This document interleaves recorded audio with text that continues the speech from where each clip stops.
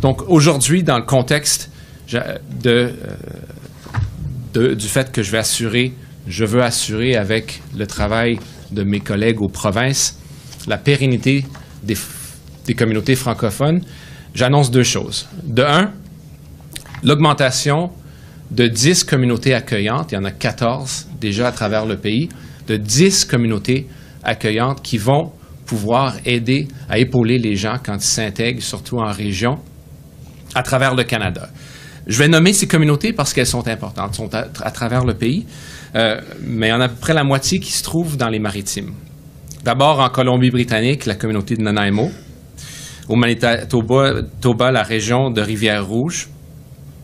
En Nouvelle-Écosse, chez Dican. J'y serai demain. Donc, c'est une belle nouvelle.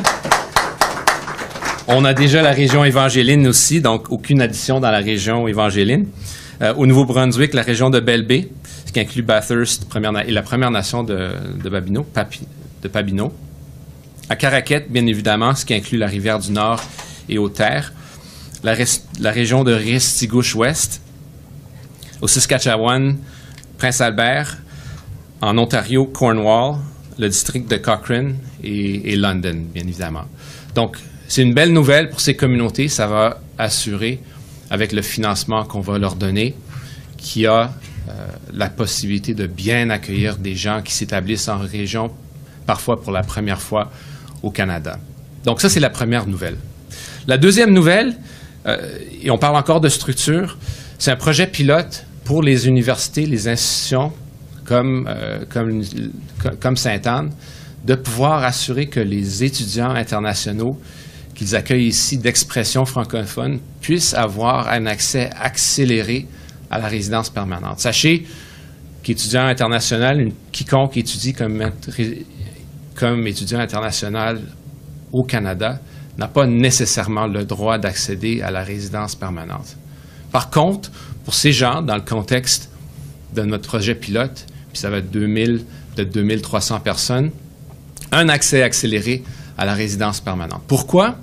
Parce que ce sont des gens qui, évidemment, parlent un français impeccable, qui étudient dans des institutions postsecondaires au Canada d'expression francophone, de vocation francophone, et qui vont avoir 2, 3, même 4 ans de début d'intégration dans le beau pays qui est le Canada.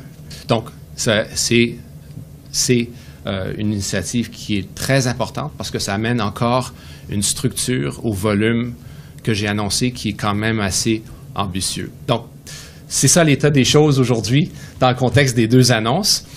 C'est une bonne nouvelle pour les gens qui ont à cœur le fait français et les communautés francophones à l'extérieur du Québec. Une belle annonce pour le Canada. On a un défi comme pays de s'assurer la pérennité, oui, de ces communautés, mais la pérennité de notre identité nationale, qu'est le bilinguisme.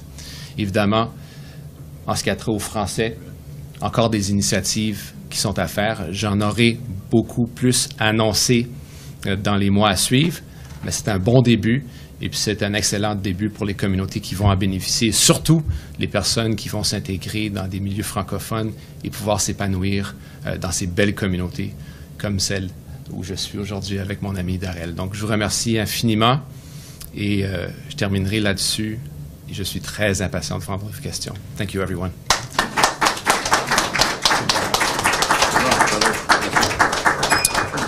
Merci beaucoup. Nous allons maintenant prendre des questions de la part des journalistes. Une question de suivi chacun. Veuillez mentionner votre nom et le média que vous représentez. We will now take questions from the media. One question, one follow-up each. Please state your name and the outlet you represent. Bonjour, Héloïse Rodriguez, Radio-Canada, RDI. Est-ce que vous pouvez expliquer le projet pilote un peu mieux? Ces 2300 personnes, comment est-ce qu'elles sont choisies? Ce sera où? Est-ce que c'est des gens qui sont déjà au Canada, des futurs étudiants? Voilà. Oui, une très bonne question. Yeah, sure. Okay. Do you want me to repeat the question in French? No. Do you want me to translate the... That's okay. Okay. Bon. Donc, le projet pilote vise à peu près 2000 personnes. Ce sont des personnes qui sont présentement ici ou qui viennent dans l'année à suivre. Donc, ces gens-là seraient éligibles. Il y a une étape additionnelle à franchir, notamment de s'assurer que ces gens-là sont bien encadrés, donc un travail avec les institutions qui seront visées, qui feront partie du projet pilote. Donc, un processus qu'il va falloir ratifier avec les institutions elles-mêmes pour assurer que les gens-là qui vont être choisis sont choisis de la bonne façon et que les institutions elles-mêmes vont pouvoir les épauler et les appuyer. Donc, il y a un travail supplémentaire à faire, effectivement, à ce niveau. On veut s'assurer, j'ai le choix, j'aurais peut-être le choix de donner la résidence permanente accélérée à quiconque parle un certain niveau de français. Mais je pense que les institutions elles-mêmes ont une responsabilité de s'assurer que ces gens-là sont bien appuyés, bien entourés dans leur contexte d'intégration au Canada. Donc, c'est du nouveau dans le domaine. Je serais prêt, en fait, à l'élargir s'il y a un succès, même tentatif. Mais pour l'instant, ça va prendre, puis on en a parlé ce matin, ça va prendre l'implication intime des institutions en particulier, puis on va signer des ententes avec eux pour s'assurer que les gens qui viennent ici sont bien entourés et qui ont par conséquent l'accès à la résidence permanente. Et en question de suivi, donc justement, avec des cibles d'immigration aussi ambitieuses, est-ce que 2000 personnes pour un projet pilote, c'est suffisant? Bien, c'est la limite légale des projets pilotes. C'est la raison pour laquelle je regarderai ça de façon très intense, donc, parce que je veux, si c'est un succès, même si j'ai l'impression que ça va être un succès, je suis prêt à le bonifier. Je vais le faire en français aussi. Je suis aussi dégoûté que tout autre Canadien qui est au courant des faits. Je ne l'ai pas dit en anglais, je vais le dire en français, mais d'abord, j'aimerais souligner le travail impeccable qu'a fait la police pour assurer qu'il n'y a pas eu un attentat, qu'il n'y a pas eu un événement terroriste au Canada. C'est excessivement important. I just wanted to first, and I didn't say it in English, highlight the fact that the police did an exceptional job in making sure that there was not a terrorist event in Canada that was executed. J'ai la responsabilité comme ministre de l'Immigration de m'assurer que les Canadiens savent exactement ce qui s'est passé, quand et comment, quant à l'accès à la citoyenneté, à la résidence permanente de cet individu. Ce que je peux partager dans le contexte d'un processus criminel qui est toujours en voie d'exécution sans compromettre le procès en tant que tel. Je vais devoir consulter nos avocats, mais si je peux partager quoi que ce soit pour les Canadiens pour qu'ils savent exactement ce qui s'est passé, je vais le faire. J'ai ordonné à mon sous-ministre de faire ce tri à l'intérieur pour savoir exactement qui savait quoi, comment et pourquoi cette personne a eu la citoyenneté canadienne. Je vais le faire. Et je vais aussi entamer le processus de révocation de la citoyenneté canadienne avec les faits que j'ai sous les yeux pour l'instant. Okay. Bonjour, Adrien Blanc de Radio-Canada, à crédit de 6% pour cette année. Alors pourquoi ne pas aller au-delà et suivre la recommandation d'organismes francophones qui sont ici et essayer d'atteindre les 12% qu'ils demandent? C'est que je veux le faire, mais je veux le faire de la bonne façon. Je l'ai dit très clairement en annonçant les taux l'année dernière, que je voulais pas faire du n'importe quoi. Je ne veux pas piger dans l'inventaire, puis simplement atteindre le volume. J'ai dit aussi très clairement qu'autant augmenter les objectifs. On a un défi d'intégration, et puis je l'ai entendu très clairement quand j'ai lancé notre politique francophone à Caraquet. Il y a des défis d'intégration qui dépassent la capacité effective du gouvernement fédéral. Et surtout dans des communautés qui sont plus petites, qui ont peut-être le logement qui est nécessaire, les travaux. La bonne façon d'intégrer quelqu'un, c'est de s'assurer que cette personne a une job. Ce n'est pas toujours le cas dans des régions qui parfois souffrent.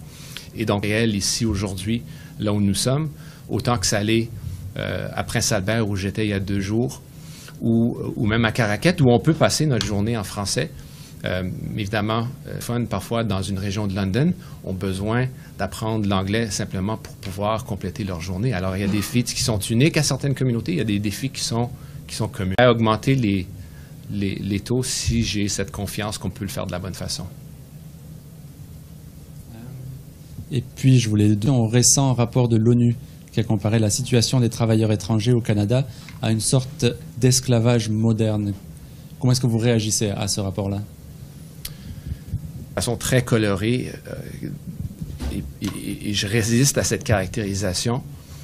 Je pense que c'est difficile pour quelqu'un puis j'ai rencontré beaucoup de gens qui ont dans leur emploi des travailleurs étrangers temporaires. Il y a eu même une augmentation du double ou du triple de gens qui sont venus comme travailleurs temporaires depuis plusieurs années. Il y a des abus qui existent. Alors, je pense qu'il faut y travailler. On a annoncé l'année dernière l'important programme pour s'assurer que les gens qui souffrent d'abus de leurs employeurs puissent avoir des permis ouverts. Sur ces réformes, on va avoir plusieurs annonces à faire dans les mois à suivre. Il faut prendre en ligne de compte aussi le fait qu'on est dans une situation inflationniste, surtout qui souffre des abus, et c'est inacceptable au Canada. Bonjour, François-Pierre Dufault, Radio-Canada Acadie.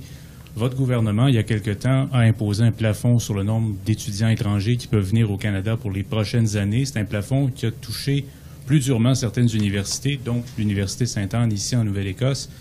Aujourd'hui, vous annoncez que les étudiants étrangers vont pouvoir avoir une voie rapide vers la résidence permanente, 2000 d'entre eux. Est-ce qu'il n'y a pas là un message contradictoire de la part de votre gouvernement entre ces deux annonces-là? Non, pas du tout.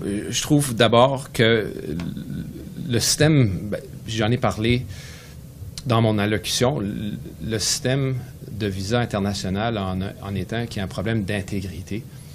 C'est sûr aussi que les institutions francophones sont des plus fragiles à travers le Canada, surtout celles qui sont dans des petites communautés comme ici et qui ont besoin de travail pour s'assurer que ces gens qui viennent ici soient bien appuyés. En même temps, je n'ai pas créé, ou je ne suis pas responsable d'un système de visa international qui fait en sorte que les gens demandent l'asile et le taux de demandeurs d'asile associé à certains programmes à travers le Canada est inacceptable. Et donc, il y a un travail de réforme et de fond qui doit se faire pour s'assurer que les gens qui viennent ici soient des gens de qualité qui viennent ici réellement pour étudier, qui ont les fonds nécessaires pour venir étudier ici au Canada. Mais on ne peut pas traiter une institution comme Sainte-Anne, comme l'Université de Toronto. C'est clair à mon esprit. Donc, ça prend un appui, notamment du gouvernement qui est responsable de façon juridictionnelle, notamment le gouvernement de la Nouvelle-Écosse, pour s'assurer que ces gens-là, que ces institutions ont le financement nécessaire. Toutes les provinces qui ont et qui nous disent très clairement qu'ils ont la responsabilité, la juridiction sur l'éducation, ont cette responsabilité pour toute personne qui dit qu'elle a la juridiction de s'assurer qu'il y a un financement adéquat.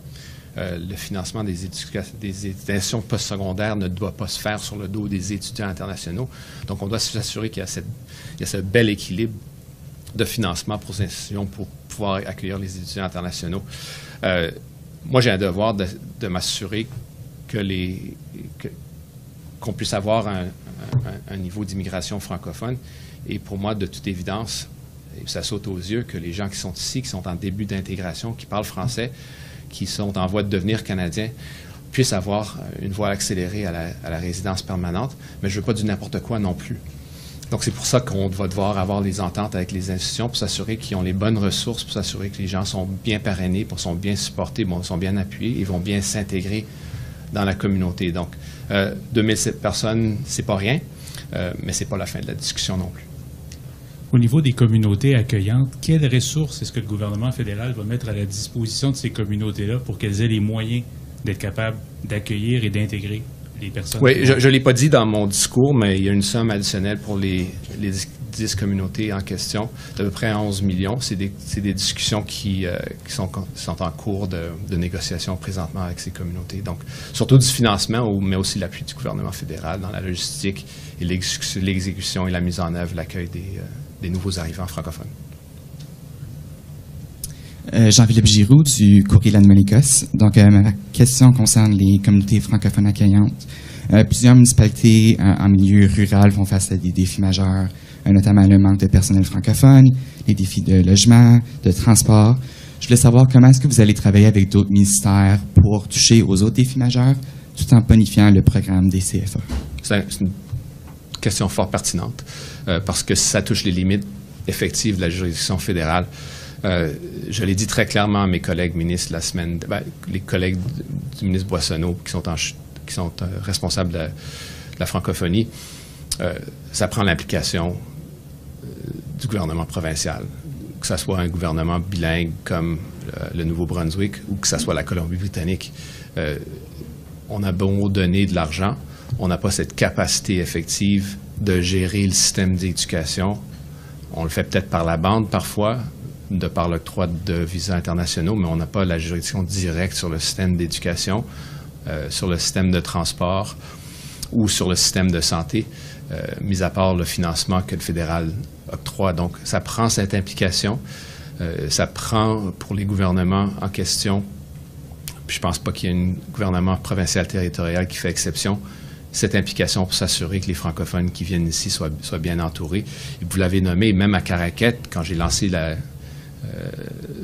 stratégie francophone, avec 40 mesures concrètes du gouvernement fédéral, ce qui manque, c'est l'implication du gouvernement provincial dans des enjeux, le transport, le logement, l'éducation, évidemment les soins de santé, et avec l'augmentation du gouvernement, de l'implication du gouvernement fédéral dans la petite enfance, des éducateurs de qualité qui vont pouvoir enseigner, dans ce cas-ci, en français. Donc, c'est une partie de l'histoire.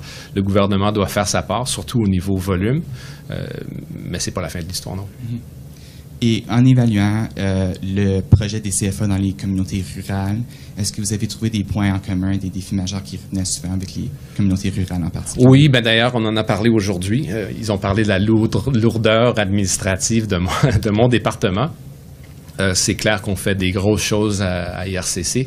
Les petites choses de régionalisation, je pense qu'il y a du travail à faire pour peaufiner notre implication, pour s'assurer qu'une immigration qui est responsable en est une qui ne met pas uniquement les gens dans les grands centres urbains.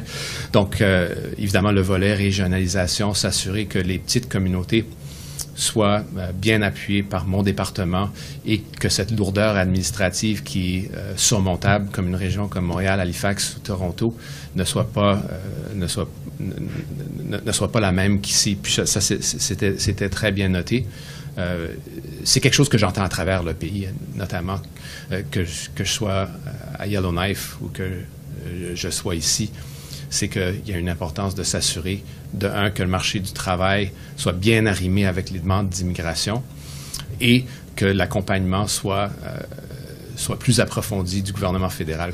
Comme je le dis, on ne peut pas tout faire, puis l'immigration, ce n'est pas la réponse à tout, mais c'est une grosse partie de la réponse en ce qui a trait à la dépopulation, puis l'importance de pouvoir combler des travaux, surtout en régions qui sont très différentes de ce qui peut se trouver au centre-ville d'Halifax. Merci. Je vais maintenant me tourner vers le député Sanson pour les mots de la fin. I will now turn to MP Sampson for any closing remarks. Bien, merci beaucoup. Comme vous savez bien, M. Miller qui a partagé avec vous 2 stratégies très importantes.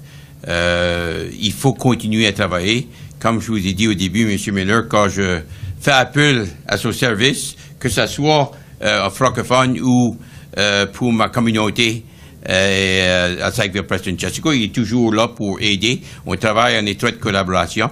Être ici aujourd'hui parmi vous, il y a juste 2 universités francophones qui existent en Atlantique et on est ici à pour non seulement reconnaître et faire des annonces, mais être permis ensemble pour le Congrès mondial est très important. Hier soir, M. Miller a eu l'occasion de faire une présentation ou de parler de l'immigration à Pine Resource à Digby. Et ce matin, j'étais avec M. Champagne également pour le développement économique. Donc, il y a des très, très bonnes choses qui se font. D'avoir autant de ministres ici présents pour pouvoir partager les initiatives de notre gouvernement, surtout ceux ciblés pour les Acadiens et les francophones ici dans les Maritimes ou en Nouvelle-Écosse ou au Canada, c'est quelque chose qui est très important. C'est remarqué et j'apprécie beaucoup cela et le fait que vous êtes ici. J'apprécie toujours, comme j'ai dit, mon collègue M. Miller. Salut, merci. Ceci conclut la conférence de presse.